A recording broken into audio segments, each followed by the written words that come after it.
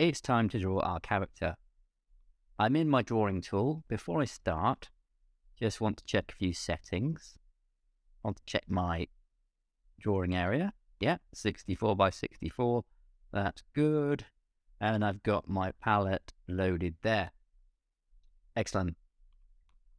I'm going to draw this character with the pen tool and the largest sized pen. And we're going to start by drawing the outline. That's how my workflow works. You might develop your own workflow in time.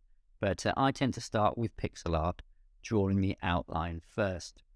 There are going to be a lot of straight lines. So I just want to point out the stroke tool for people who want to design their own characters. The stroke tool allows you to do really good lines. You can do a diagonal line and it kind of smooths it. You can do perfect straight lines right across the screen. You just click and drag. That's how that works. But so that people can follow along with me, if they want to draw my character, I'm going to use the pen tool, and as I said, with the biggest size pen.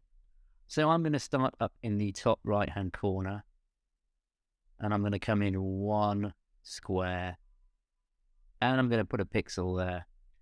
Actually, getting ahead of myself, first thing I want to do is select my darkest color. So I'm going to use this dark greeny, bluey, grey color here.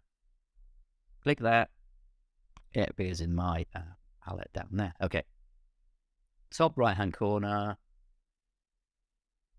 First pixel, and I'm going to draw 10 pixels in a row. 2, 3, 4, 5, 6, 7, 8, 9, 10. And this is a cute character, so it needs quite a big head. Cute characters have quite a big head. At least a half to 2/3 of the screen is the general rule. I'm going to do 6 pixels down to draw the right-hand side of the head. So 1, 2, 3, 4, 5, 6. I'm going to go to the other side. 1, 2, 3, 4, 5, 6. Okay. I'm going to come in 1, click. I'm going to go down 1, click, and I'm going to do another 2 going inwards. And I'm going to come over the other side and move diagonally inwards 1 pixel or 1 square and do 2 squares. That is my head done, or rather the outline of my head. Okay, let's do the arms next. So I'm going to come out here and do 4 pixels downwards. 2, 3, 4. I'm going to come in 1 for the end of the arm. And I'm going to come down another 1 for the beginning of the feet. So that's the bottom. And I do 2 pixels, 1, 2, and then I come down 1, do another 1. Then I come down another 1, do another 1, and then I do his little foot like that. Okay. Top of his leg, 1, 2, 3, and then I copy that the other side. 1, 2 at the top, 1 for his little leg, and then 2 for the feet. Okay. Come across diagonally like that. Do the end of the arm. Then I want 4 pixels in a vertical line. 1, 2, 3, 4. And then I come in here. And then I go over another square and I do that. And then I do 1 in the middle. And then that should leave me 2 downwards for that arm there. All right, that looks good. That's our outline done. Now it's time to draw the eyes. I think we'll do the eyes next. So I've got my darkest color still selected down here. I want my pen tool correct. I want my largest size square correct. And I come over here. So what we've got is our first little I don't know what you call it on a robot, but the pupil of his eye. I'm starting in my top right-hand corner again. I'm coming down two squares. Coming down a third square. So 1. I could actually draw them just to mark them. 2. Coming down a third square and go in like that. And that is going to be his pupil there. So I'll delete these other squares. Just a good thing to do that, just to make sure your pixels are in the right place. All right.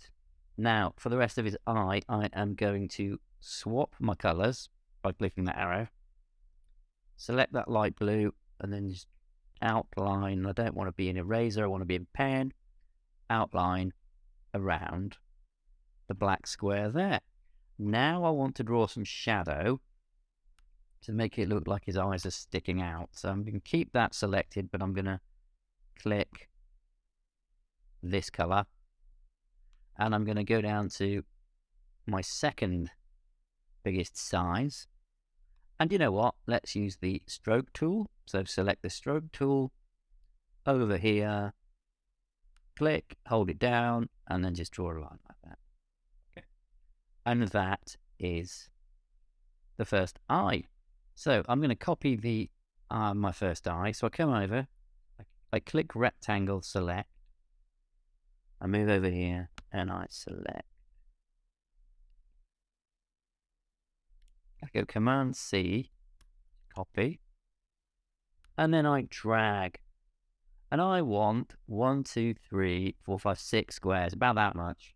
Yeah, so I click and drag, and then I release, and I go Command V. And there I've got my second eye. Okay, shall we draw the screen now? Let's draw the screen now. I'm still going to put his hand in, so I can use that to mark. Rectangle tool. 2 pixels. No idea why that square has appeared above my pen. Oh, that's right. That looks good. So I come down there and then just release. So I click and drag to make my rectangle and I just release. I don't know why it's drawn that square by my pencil. That's confusing me. Anyway, come over here, swap colors, and I'm going to use the dark color here as the shadow. And I click my stroke tool, put my pencil there, and there we go. So it gives it a bit more of a 3D effect. Now I just need to do the screen. So I'll pick my brightest green, click, paint bucket tool, and just click. Right. I think I'm going to keep that grey colour for the hands of the character. So let's do another hand over this side with my pen tool. Do it. Now I just need to do the body. So robots are made of metal. Let's have a light grey for the body. Again, the paint bucket tool. Well, that's too light, and it's almost a bit pinky, isn't it? Paint bucket tool. Ah, yeah, that's better. There. One there, one there. And that's it. Before we go on and animate our character, there are a couple of things we need to address. The first thing is, every frame we produce over here, and we're going to produce a lot of frames, we're going to have a few different animations for the character. We need to do one facing right and one facing left. So let's save ourselves a bit of work now and just duplicate this frame. So if I select it, mouse over it, and I go into this corner, I've got duplicate this frame. I click it, and I get an exact duplicate of the frame. So as we'll find out later, this is super useful for animation. But this time, I just want to have a frame facing the other way. So I go over here to my transform tool, and I click, and you'll look, it's gone mad because it's starting to try to animate what I'm doing there. So I'll just get rid of that. Get down to 0. And that's good. What I do is I keep all my right-facing frames at the top and my left-facing frames at the bottom, and I do it that way. But that'll save us a lot of work later if we just duplicate everything that we've done facing right and make it face left using the transform tool. We'll have both of our sets of animations. The next thing I need to do is save it. So I'm going over here. I'm not going to export it as a sprite sheet or as an individual PNG at this point, because I've got so much work to do. There's no point. We'll do all that at the end.